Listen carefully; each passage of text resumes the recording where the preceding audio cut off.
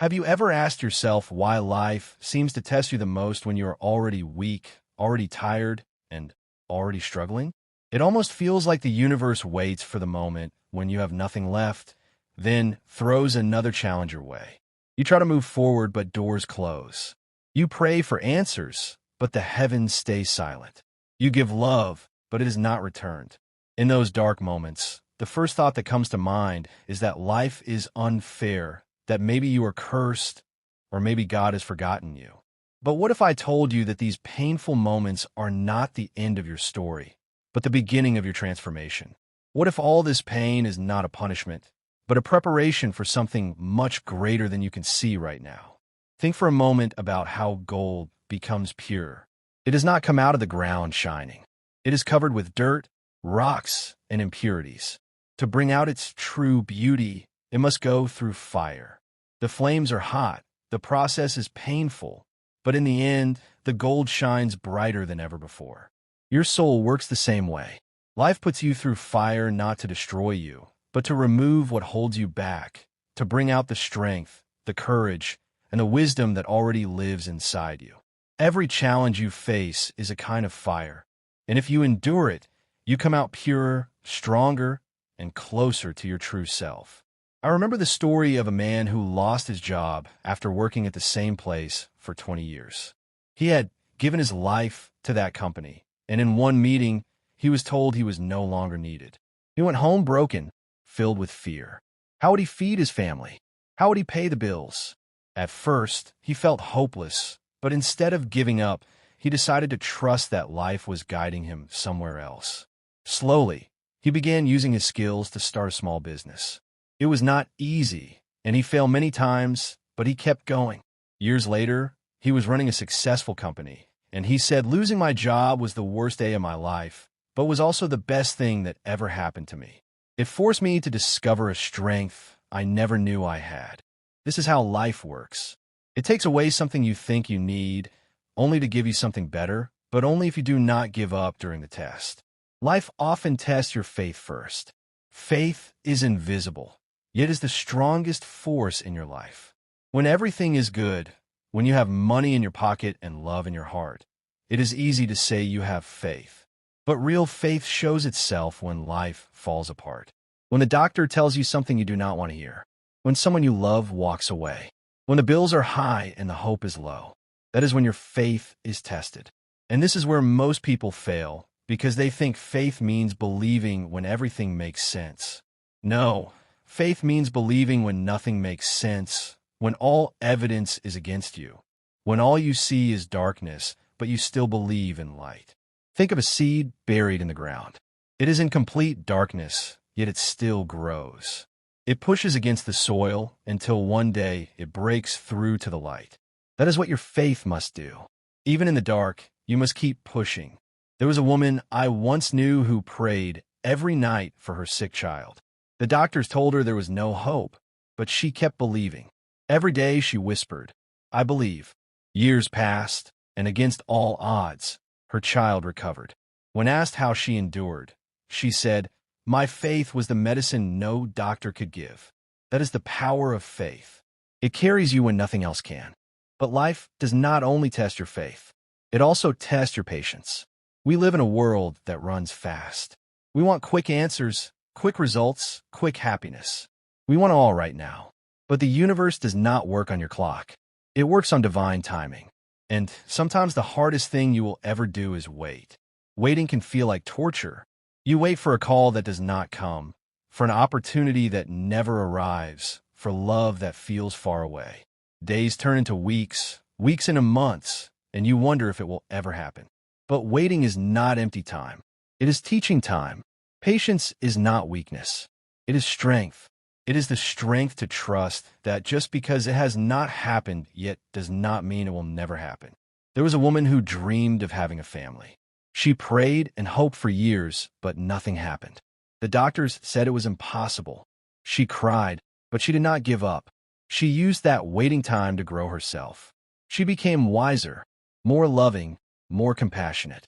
After many years, her prayer was answered, and she finally held a child in her arms. She later said, "If I had become a mother back then, I would not have been ready. The waiting made me who I needed to be. That is what patience does. It does not just prepare you for the blessing. It prepares the blessing for you. Another test that breaks many people is the test of detachment. We all hold tightly to people, things, and dreams. We say, I cannot live without this person. I cannot survive without this job. I cannot go on without this dream. But the truth is, you can live without anything, because your true strength does not come from outside. It comes from within. Sometimes life takes away what you love most, not to hurt you, but to free you, to show you that your worth is not tied to anyone or anything, to remind you that you are whole on your own. I knew a man who loved deeply, but the woman he loved left him. He thought his life was over. He spent months in pain, believing he could not survive. But slowly, he began to discover himself again. He found new passions. He built new friendships. He learned to stand alone. Years later, he found love again, but this time he was not desperate or afraid. He loved freely, without chains, because he had learned detachment. The first heartbreak had been a cruel teacher, but it had also been his greatest blessing, because it taught him freedom. Detachment does not mean you stop loving. It means you love without fear, without possession, without chains. Then, there is the test of humility. When life lifts you up, when you taste success, when people praise you, it is easy to let pride grow inside. You begin to think you are better than others, more deserving, more important. But pride always comes before a fall. The universe will always humble you if you forget humility. True greatness is not about showing power. It is about serving others. It is about staying grounded no matter how high you rise. There was once a businessman who was rich and powerful. He treated people badly, looked down on the poor, and thought he was untouchable. But one day he lost it all. The people he had insulted were the ones who came to help him. That moment broke his pride and taught him humility. When he rebuilt his life, he was no longer the same man. He became kinder, softer, more generous. In the end, he was far greater than before, because true greatness is always clothed in humility. Finally, perhaps the hardest test of all is forgiveness. Forgiveness sounds simple, but it is one of the most difficult things you will ever do. When someone hurts you, betrays you, or breaks your heart, anger feels natural. You hold on to that anger because it makes you feel strong. But in reality, it only chains you to pain. Forgiveness is not about saying what they did was okay. It is about saying, I choose peace over pain. I choose freedom over bitterness. I knew a woman who carried hatred for years. Her own family had betrayed her, and she vowed never to forgive. But the anger ate her alive. It poisoned her thoughts, her relationships, even her health. One day, she broke down and chose to forgive. She cried for hours, releasing all the pain. And afterward, she said, for the first time in my life, I felt free. Forgiveness did not erase what had happened, but it gave her back her life. That is what forgiveness does. It unlocks the prison you built for yourself and sets you free. All these tests, faith, patience, detachment, humility, and forgiveness, are not punishments. They are blessings in disguise. They are doors you must pass through to reach a higher level of yourself. They hurt, yes. They shake you, yes. But they also shape you. They strip away what is false and reveal what is true. They turn your weakness into strength, your wounds into wisdom, and your pain into power. So if you're being tested right now, if life feels heavy, if everything seems against you, I want you to hear this. You are not being punished. You are being prepared. You are not being broken. You are being built.